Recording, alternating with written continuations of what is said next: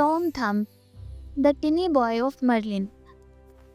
Long ago, in the days of King Arthur, there lived a great and wise wizard named Merlin. One day, Merlin was traveling along a quiet road and came across a small cottage by the wayside. He knocked at the door and politely asked, "Good woman, may I have something to eat and drink?" The woman welcomed him in, though she had a very little for herself. She gave him a simple meal of bread and milk. Seeing the woman so sad and weary, Merlin asked gently, "My dear, why do you look so troubled?" She said, "I wish I could have a little boy, even if he were just the size of my thumb.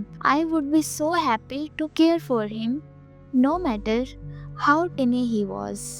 Merlin smiled kindly. "Do not be sorrowful. Do not be sorrowful," he said. "I shall speak to the fairy queen and she will grant your wish."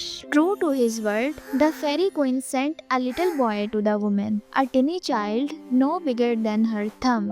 She named him Tom Thumb, and he brought endless joy to her heart. Every day, she would let him dance on her hand and play safely on the table, careful that he would not be trodden on. Though he was so small, Tom was lively and curious, just like any other boy. He wanted to see everything, touch everything, and explore everything around him. One morning, Tom's mother was mixing a batter pudding in a large bowl. She set it down for just a moment to answer a knock at the door. But Tom, ever curious, climbed up on the top of the bowl and oh no, he fell right into the batter. When his mother returned, she carefully placed the bowl into a bag and set the bag into a pot of hot water to cook the pudding. Inside the bag, Tom kicked and squirmed as best he could, making the bag leap about. His mother, startled by the bouncing bag, grabbed it and accidentally flung it out of the door. A tinker passed by, saw the bag, and thinking it was something valuable, ran off with it. Let me out, cried Tom, muffled by the batter. "Let me out." The tinker was so shocked that he dropped the bag and it burst open. Out crept Tom, covered from head to toe in sticky batter. He was laughing and crying at the same time. "Oh, my little Tom!" his mother exclaimed with relief.